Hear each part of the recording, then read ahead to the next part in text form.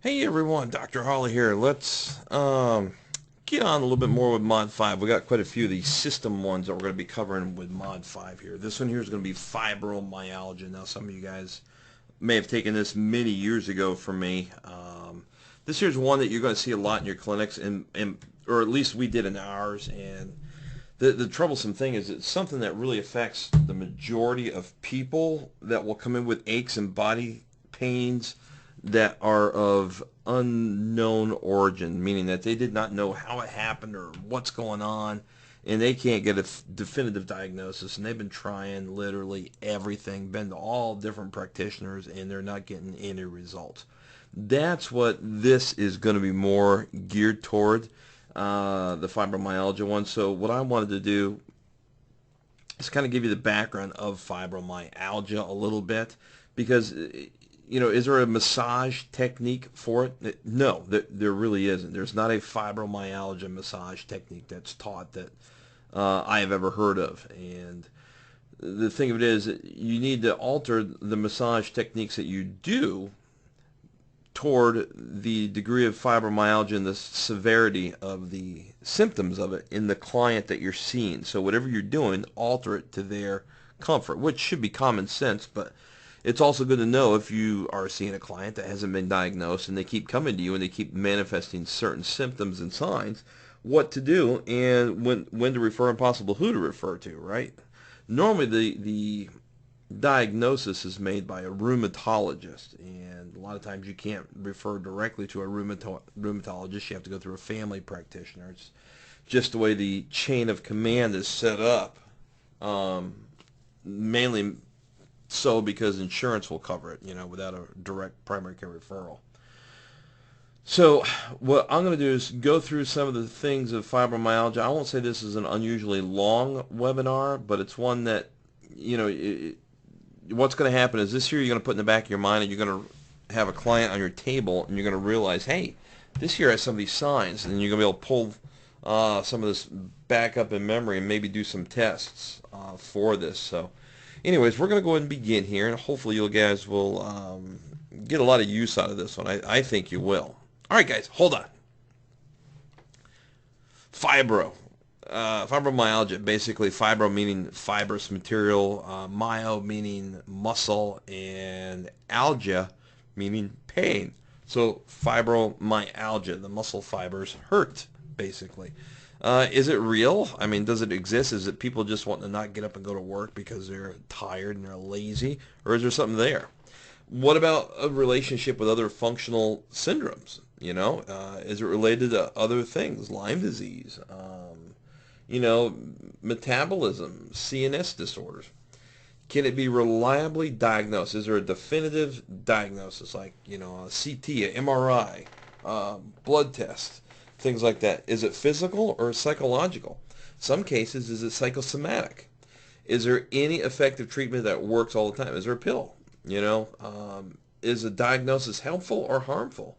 Meaning, a lot of times we'll have a client that they will, I'm trying to put the words here, they'll have a condition, they'll have a thing that's ailing them, and then we put a title to it, and we categorize it, and then they research that title, and they look at all the symptoms. Then all of a sudden, the next time you see them, they're manifesting all these symptoms. So it's like, is it really helpful or harmful to have a definitive diagnosis? This is true in this and other cases. I mean, I'm sure you guys have heard of the people that said that they didn't know they had cancer, but once they got diagnosed, they died 6 months later, just because of knowing they had it.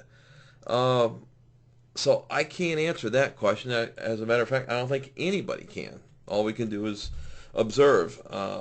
I try not to put things in a neat little box unless absolutely necessary. So let's go ahead and look at some of these things on fibro and see if we can answer some of these questions, okay? Now, I'm trying to click my button. It's not working, so hold on. There we go. Of the fibro in the U.S., they normally account for almost half of the office visits to the primary care doctors, okay?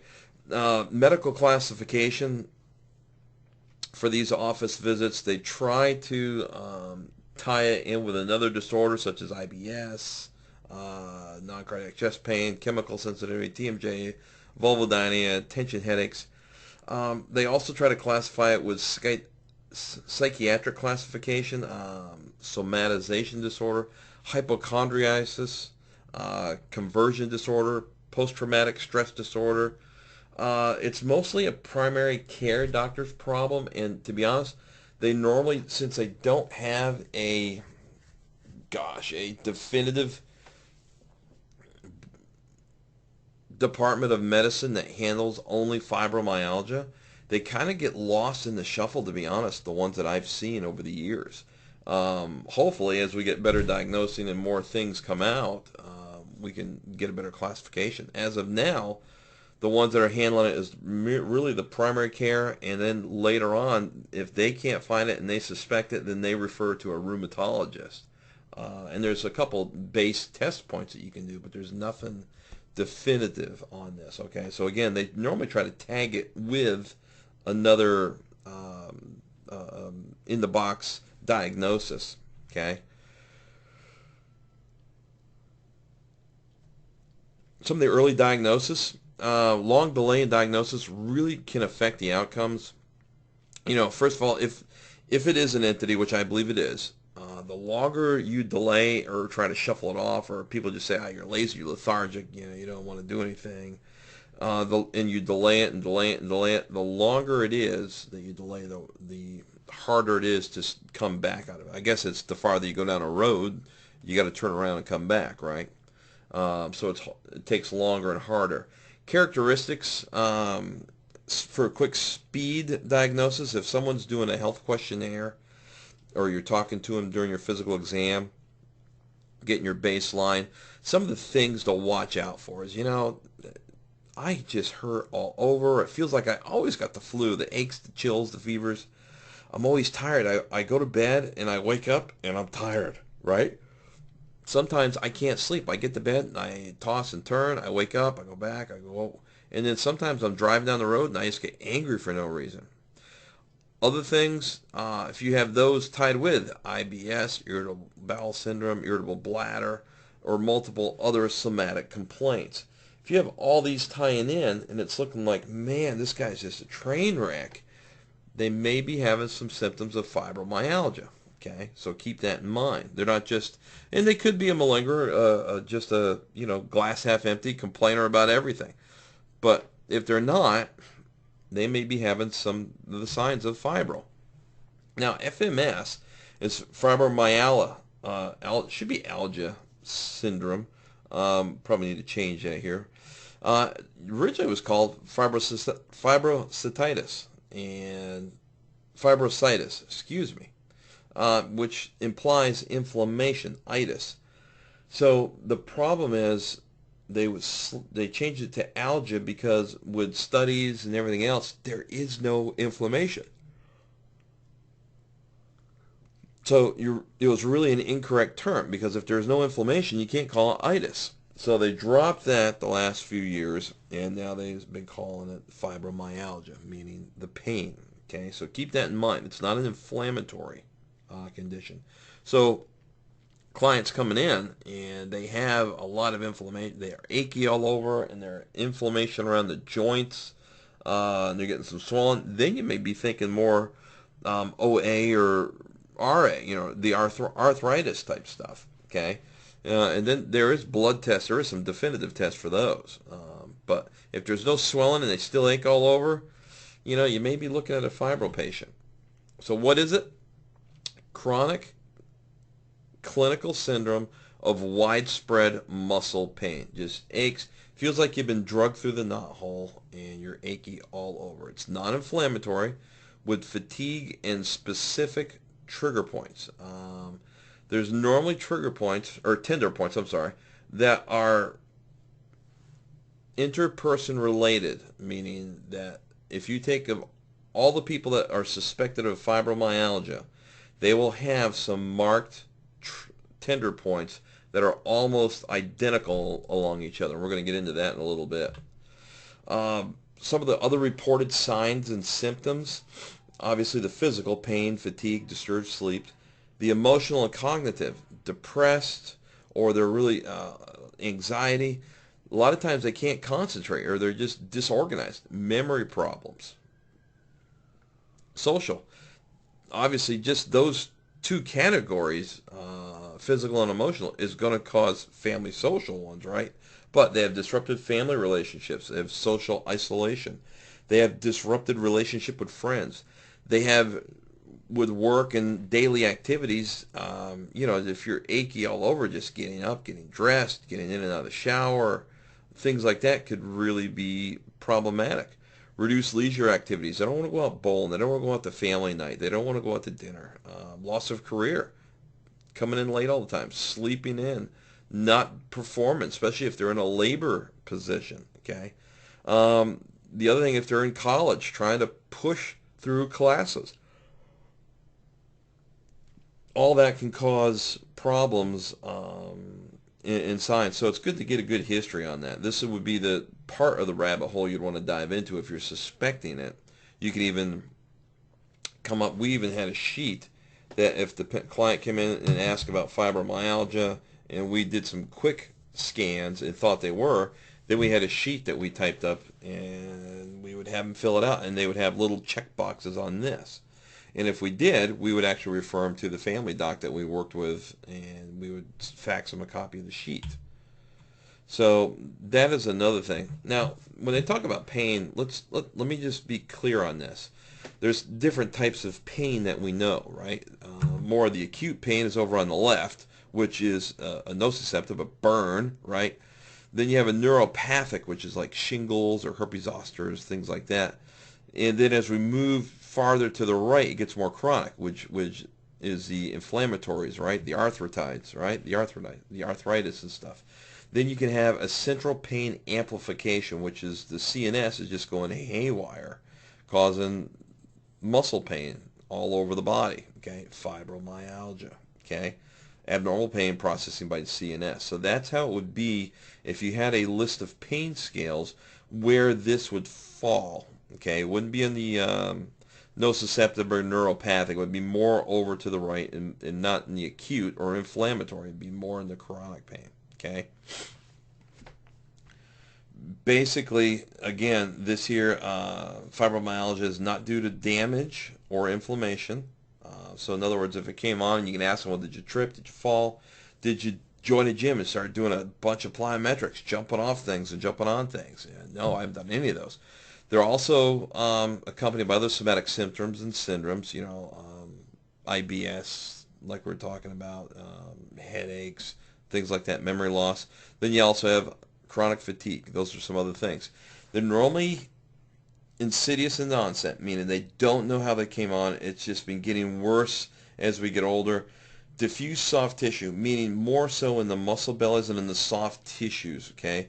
Maybe in the pecs, the mid-back, the biceps. Normally in the morning is when we would see more of an increase in our office of the patients coming in for massage or want to get just wrapped in heat with our hot packs or laser. We even tried things on, and it's more in the AM or weather changes such as cold or extreme hot, or really when the barometer changes, like a rainstorm is coming in.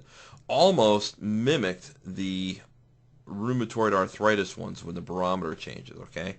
Also, anxiety and stress. When we had our clinics out in the country and there was less stress of city life, we had less fibro patients coming in. So I think stress and anxiety play a huge role in this. Can we definitively say that? No. I'm saying off of clinical observation. So a lot of times in the cities we would have actually we had a yoga studio right next door to us in our center that was renting space in the shopping center, and they did meditation classes. We would actually get their cards and send them to the meditation and de-stress classes. That seemed to help. Now, again, pain is improved by mild physical activity or stress reduction. Mild physical, I'm talking light swimming in warm water, walking, hiking, things like that. Pilates, light stretching, That seems to help. And then a lot of times also they don't have restorative sleep, meaning they go to bed, they're tossing and turning, they're up all night, and then they wake up tired. Those are the common ones. Where does it, when you're trying to throw a dart at fibromyalgia and you have all these symptoms and models going around, you throw your dart.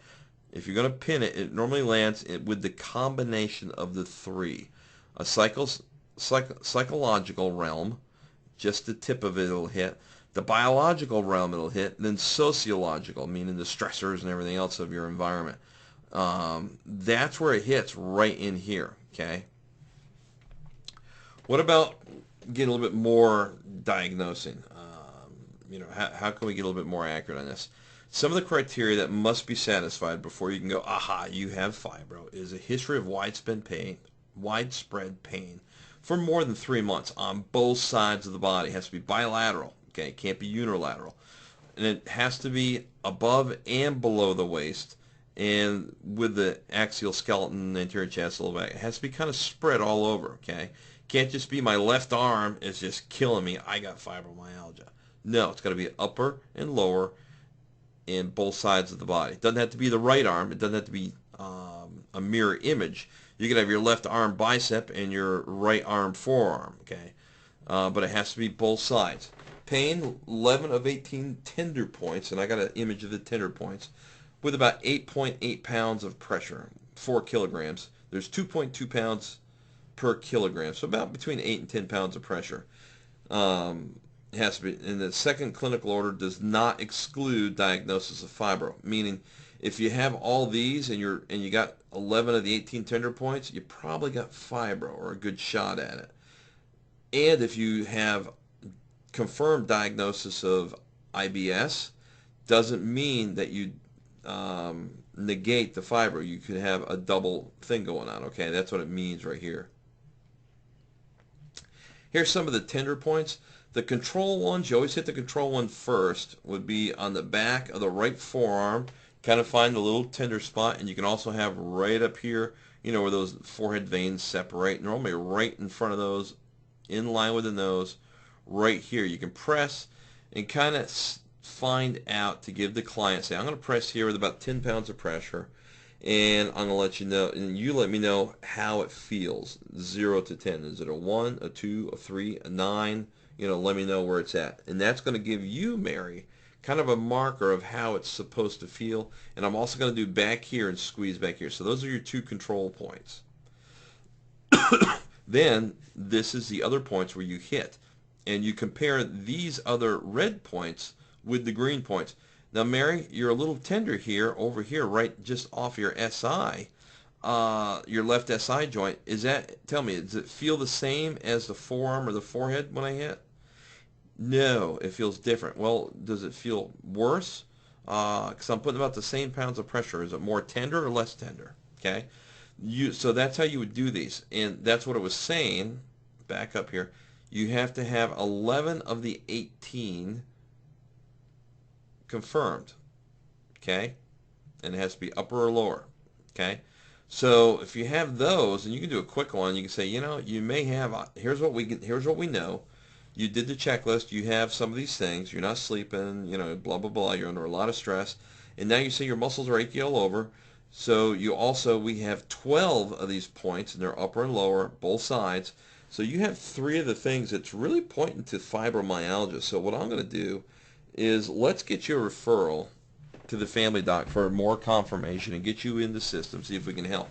And if they don't want to do it, then you need to confirm on your own that either you believe they do or they don't. If you believe they do, then you need to treat them as such, okay? And if things get worse, you have your baseline that you've monitored.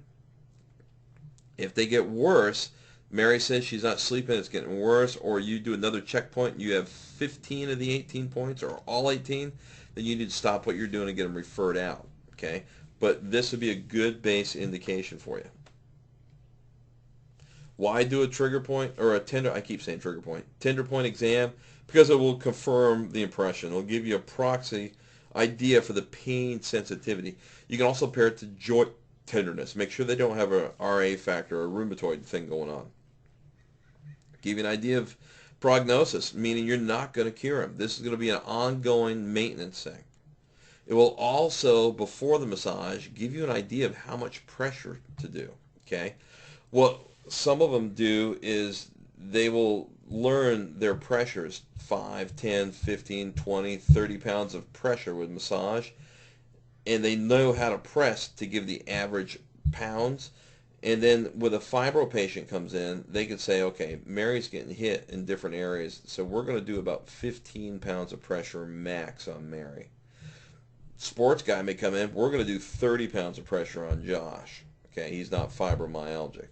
So it'd be kind of good to get an idea of how much pressure, and you can make notes to yourself. Okay, it also establishes a pain threshold, baseline for initial treatment. So that's why if you suspect a fibro, I would do the 18-point exam.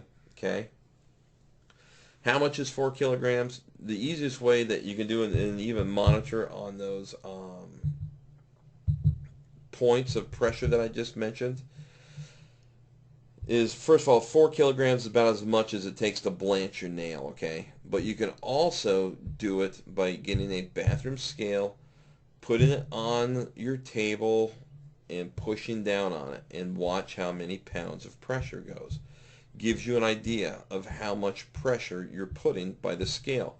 So would you want the scale on a flat surface or on your table? Well, the client is going to be on your table, so we taught a lot of our therapists and stuff to put the scale on the table, then push down on the scale to give you an idea of how many pounds of pressure. Then kind of get an idea of that. Then you can actually do it once you think you got a good thing, good handle on it. Then do it with your eyes shut, kind of get on there and push down on it, then stop when you think you're at 10 pounds. Then look at the number, see how close you are. Same thing, do it 10, 15, 20, and 25, and even 30 pounds. Try to envision it with your eyes shut, how many pounds of pressure you're putting. Because you're not going to have a scale when you're doing a client. And it's also going to be dark, right, or dim lit. So it'll give you a good idea for pressure and touch. And then when you do your initial assessments of not just the fibro patients, but the rheumatoids, the conditions, everything, it gives you an idea of how much pressure, and you can make a little note to yourself. Patient was really hypersensitive at 12 to 15 pounds of pressure, in the lower limbs. You can make notes of these, and you can kind of gauge your pressure throughout your massages. So it's an easy way to know how many pounds of pressure you're doing. Now, if they do get referred out, it is very widespread on the diagnosis. Again, this is like diagnosing on shifting sands. The most common one is the 18-point. But other clinicians have their own diagnosis criteria before they make a confirmatory diagnosis. Again, this here's just a thing that most of them across the board, according to JAMA, Journal of Archives of Medicine, they polled the docs, and this is kind of what most of them want. Again, they want to screen, rule out other things, do some blood, definitely do blood tests. They're going to be doing those. Look out for RA factors, thyroids, and the serologic test. Then they're also going to do maybe a mental and health, even a sleep study they may do. And again, they normally all will do the 18-point check. Okay, if they go through all this with the majority of the medicine out there, then they're going to be a confirmed diagnosis of fibro. Okay. Mood disorders are normally present about 30, almost half the time. Okay. Their primary and tertiary referral patients, meaning the ones that have been bounced around from doctor to doctor to doctor to doctor to specialist to try to find out what is going on. Those are the ones, normally they're looking for physical symptoms, and they miss the mood disorders. Okay. Increased lifetime and family history of mood disorders. Okay, the odds are 2-0 for I'm trying to explain how I can read this to you guys so it makes sense to me. Okay, so increased lifetime and family history of mood disorders in fibromyalgia versus rheumatoid arthritis. There's twice as many fibro patients that will have family disorders of mental or mood disorders versus arthritis patients. So if you suspect it's arthritis, another key factor would be to rule in or rule out of arthritis or fibro is ask about family history of mood disorders. Okay, so keep in mind on that. Greatest impact, again, we talked about this. I don't want to do this, but the other thing I wanted to hit that a lot of them don't recognize is a lot of these ones, they have trouble with memory, thought processes, and planning. I've seen a lot of these people, this is what I was waiting for, they will be chronic late people. They can't organize or prioritize events leading up to an appointment. Okay, so in other words, they got like 15 minutes before they got to leave the house, but all of a sudden they decide to wash the car by hand. You know, they can't prioritize doing that, or they'll start a load of laundry. They'll do something or get involved with something and not be able to prioritize how long it's going to take, and they'll end up being late. So a lot of these are chronic late people. Okay, so keep that in mind if you have a late person all the time. Try to look beyond the problem of them being late and go with a little bit more questioning, see how their profile is. If they're fitting this, then you may need to sit down with them and go over and do a little bit more examination. If they have fibro, you can say, now, and it's not, I've done this many times, say, Bob, you know, you've been late to the clinic, you know, 10, 15 minutes every time. I know, I just can't seem to get it in there. No problem. So here's what we're going to do. I'm going to see you 15 minutes before. What do you mean? Well, I'm going to go ahead and put you in at 10:15 instead of 11 o'clock from now on, because what we're going to do is we're going to put other people in the 11 o'clock spot. So I'm going to see you at 10:15. Okay. Well, so we start scheduling Bob for 10:15. Well, once he leaves, we put him in the 11 o'clock spot, obviously, because he's going to show up right on time every time then. So we tell him, we give him 15 minutes ahead of time, and we actually schedule them about 15 minutes later than what we told them. And then they're always on time. There's no sense in beating them up over it every time. That doesn't do anything. You're not going to change them. So schedule them about 15 minutes early, and they'll show up on time. Okay? If for some reason they do get there at the scheduled time, then just say, you know what, Bob, I'm running a little bit behind today. We're going to get you right in. Bear with us, okay? Thanks, buddy. No problem. You're just busy. It looks good. Now, they're also referred to moments like this as brain fog, memory lapse. They can't keep up. A lot of times people will have trouble ordering from a menu. They can't think straight. Or they can't remember when you ask them what their last meal was. Did you like it? What'd you have? Did you have the fish or did you have the steak? You know, I don't remember. Brain fog, okay? That is also attributed with fibro. Here's a little thing I found on the internet. It was actually another PowerPoint on it, so I grabbed it out of it. But basically, quantitative studies is in fibromyalgic syndromes, excuse me. You can see memory decline, huge, okay? Mental confusion, speech difficulty, okay? So a lot of times they will have all these qualities that are different than the non-patient. So if you think of someone that has widespread muscle aches and they have some things, you can ask them some basic questions. Ask them to do some memory things. If they're confused or they get brain fog or they're not as sharp, this is another thing. Don't be surprised, okay? So what's some of the explanations on this? You know, what's causing these? Well, the school is still out, but they're thinking cortisol levels have a lot to do with this. If you're up all night or get interrupted sleep patterns or high stress, you're going to have altered cortisol levels, okay? I'm not going to read all this to you. But the hippocampus is responsible for memory. Basically, cortisol directly affects the hippocampus, okay, which is right down here. Looks like a little bottom part of a hearing aid on the inside of the brain, the hippocampus. So they're thinking some cortisol levels are on. So they're still doing research on this and what we can do on this. What about some biological explanations? Looking at DNA and some immune system, what they're finding is the anti-68-48K DA protein antibodies.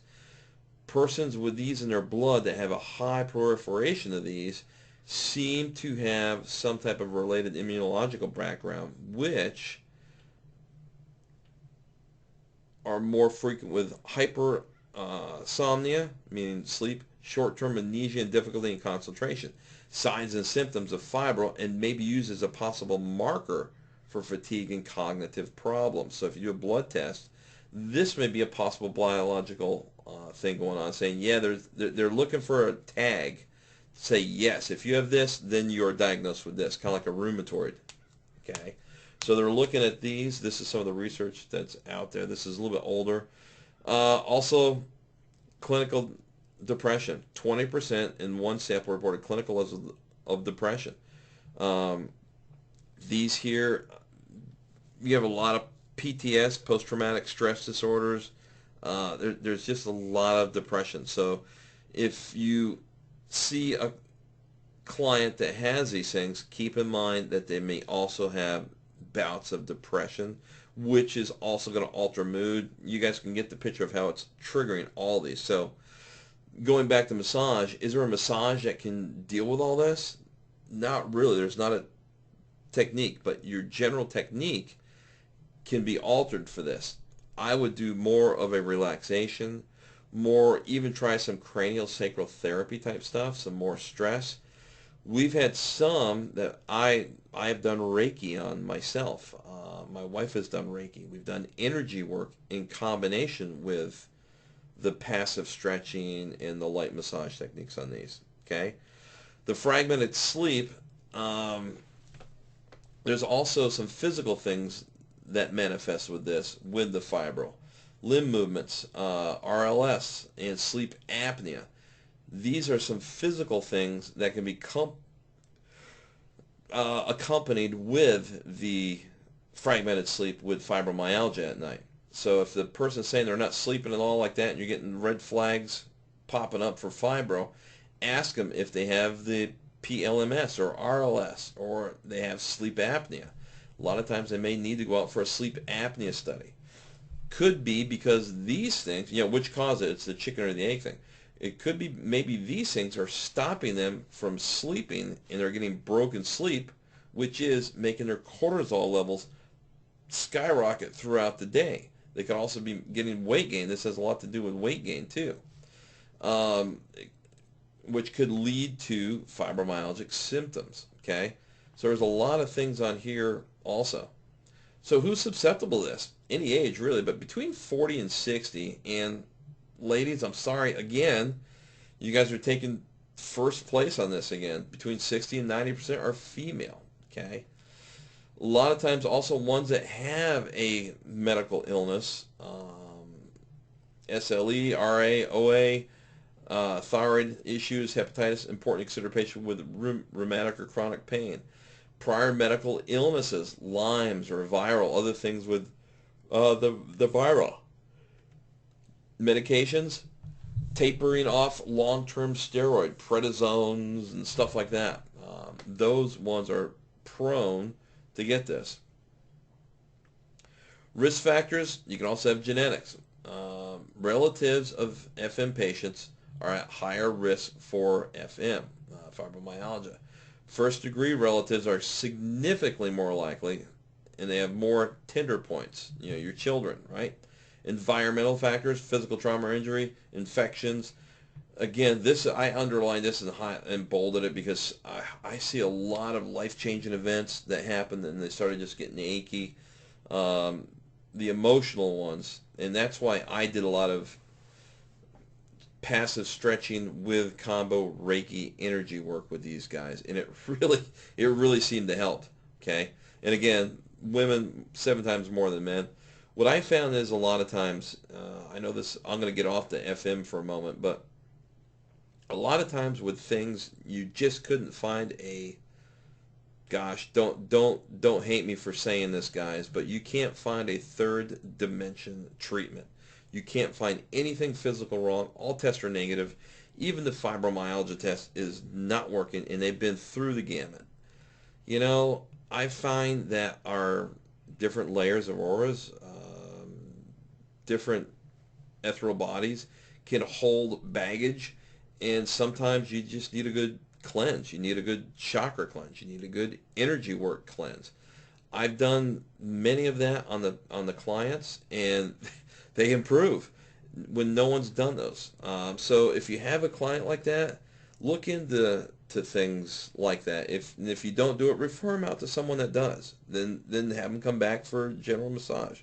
You know, we all work together. Our goal is to help the client. So the fibromyalgic, why I'm bringing this up is because all the cases that I've worked with, the fibromyalgia, in my opinion, almost has 1 foot on that side of the realm and 1 foot on this side of the realm. And sometimes you need to go into the other to help it a little bit. Okay? Hope I didn't lose you guys or get weirded out, but it's true. Okay? We're more than just our physical. We're more energy than we are physical, to be honest with you. We only see 1/3 of the things that's really around us. Everything else is 2/3 out there that we don't even see and we can't pick up with our normal biological senses. So sometimes that other realm can actually affect our physical, and sometimes you got to go into that to help them. Okay? Genetics, again, I'm not going to get into too much of this. The gene that this here Arnold discovered is the 5-HT2A is a receptor in the TT phenotype, serotonin transporter, dopamine D4, and catecholamine, the COMT. These ones here, that what they find is there's high prevalence of these in the fibromyalgic patients that have been confirmed diagnosis. Okay, this right here, so they're working on doing a genetic test, which I'm thinking you don't have to do blood tests, that you can actually do a cotton swab inside of the cheek and send out for a lab. And if you have these, you may be predispositioned to be getting these, or a high profile form. Or if you have it, fibro, and then you have this on top, this is more of a confirmation too. Okay, so that's what they're going to. So there is some more definitive things on the line. Management, reassurance, and rediagnosis. Always do a rediagnose because things change. Okay, give an explanation, but not solely psychological factors. Promote return to normal activity. Get them back in. Most patients, sometimes they have to get on antidepressants and anticonvulsants, cognitive favor, physical rehab, physical medicine. Avoiding inactivity. You always want to do something, keep moving. De-stress, massage, stretching, chiroacupuncture, psychopharmacology, and counseling. Again, that would be my last one. That's why I put it last. I wouldn't want to do that unless I had to. I would try everything natural first. And again, just say it isn't something in the non-third dimension and all you're doing is drugging them. You're not helping anything, okay? It's still going to be there. Environmental change. Sometimes avoid extremes, cold or damp, or even hot. Sometimes that triggers it. Be mindful of odors. Now there's some essential oils that help. The lavender seemed to calm and help. A lot of times we put that on the bottom of the feet also. Create rest environments. Avoid distractions. Turn off all the electronics, all the things that would add stress. Follow principles of sleep hygiene. Again, we're trying to do bedtime rituals. A meditation dump of the day, 20 minutes before you go to bed. Some light stretching, things like that. Avoid overeating because you're up all night, especially right before bed. You're up all night digesting. Try to reduce fluorescent light into these guys. All these you can try to suggest and see if it will help and start marking things, okay? What about diet? There's no magic diet. There really isn't. There's not a fibro diet, okay? No control studies. But what they're trying to do, what they've found some with, is suggest diets that are associated with, avoid the foods associated with fatigue, such as high fat, refined sugar, all these things that were associated with fatigue, which is a symptom of fibro. So in this case, we're trying to eliminate the symptom. Okay, so hopefully that will even help. I found this seven foods or items to avoid. Um, the aspartame, again, remember this here was from our gout. We got things like this. These here is some of the things you may want to avoid or limit. And you know what? How do? You avoid all at once? No, you eliminate one at a time from your diet for a week, and you monitor. Do a little daily log even. Sometimes that helps. That's how you monitor and do these. Again, light exercises like this. Running may be a little tough. That would be the extreme on the end. Things that give you joy that you can passively do without causing a lot of physical exertion. Stress reduction, we talked about those. Some of the mimics of fibro. Myofascial pain syndrome, chronic fatigue, immune dysfunction syndrome. Okay. Myofascial pain, there's some differences here between that and FMS. There's an anatomic trigger for myofascial pain. Like a trap is going to cause headaches. SCM is going to cause headache and stiff necks. Levae scapula can cause a stiff neck. Scalenes, pain in shoulder and arm. Supraspinatus, the rotator cuff muscles. Infraspinatus, pain in shoulder and arm. Direct anatomy trigger will go right to the predicted symptom. Okay, whereas with fibro, it doesn't. It can go all over. Just in the red, fibromyalgia pain is widespread with changing areas of emphasis. Myofascial tender points are restricted to one spot, though the point may refer pain to other areas. That's your trigger point pattern. Okay, that's what that's talking about. Okay, again, MPS emanating from hyperirritable trigger points is often confused with fibro. Okay, that's the difference. Like a referral pattern for muscles, the SCM can cause frontal headaches, TMJ, occipital, and headaches right through here. Okay, that's where the referral pattern, and it can be some of the referral patterns up here, but this is the primaries. Referral pattern of a scalene can mimic a C6 radiculopathy going down the arm, which is almost, if you think about it, kind of your median nerve and radial nerve through here, because it's the first two fingers in back of the arm. Glute min outside of the leg going down to TFL. This here's be more the pattern that you're looking at. The serratus posterior can be like an ulnar going on down, okay, which is the median nerve pattern that can do. So those are the patterns for that, for the muscle ones, not fibro. You can see how the trigger points will direct a referred specific pattern. With the fibromyalgia, they can have the tender points that don't refer any place and it has no rhyme or reason. For the chronic fatigue dysfunction syndrome, the criteria is pain, persistent fatigue by 6 months that impairs daily activity by 50%. You have to have half of these primary symptoms. Sore throat, memory loss, mildly enlarged lymph, you have some inflammation, unexplained muscle pain, pain that moves from one joint to another without swelling, headache of a new type, pattern, or severity, meaning one day you may have a cluster type headache, then the next day you may have a tension, next day you may have a migraine, extreme exhaustion lasting more than 24 hours after physical or mental exercise. Okay, so they are close, but they don't quite match up to fibro. Okay, manual, again, like we talked about, the symptoms of fibro wax and wane. They come and go. Best thing to do is if they're having a bad flare-up, be very cautious on the pressure you're doing. Do light things during a flare-up. If you're able to touch them without a increase in pain, then you want to do a stress type reduction massage. Okay, passive, some soft music. Try some lavender, things like that. Okay, so keep that in mind. This is from Eric Dalton, PhD. He does a lot of good stuff. I like Eric's work. Highly recommend him. Some CAM approach, complementary alternative medicine. Again, all these things can work, okay? Top of the list, I think massage therapy, followed by mindfulness, the meditation, things like that. Try some homeopathic, nutritional, things like that. Chiropractic, you know, all these different things can help. But I think massage therapy with some good stress reduction is a great combo for it. Again, the things that we found, massage with stretch. This is just one example. Always do some stretching. And we're going to have our other webinar only on stretching, where I even did a video coming up. So couple this in with that one, and I think you'll have a good criteria for working with the fibro ones.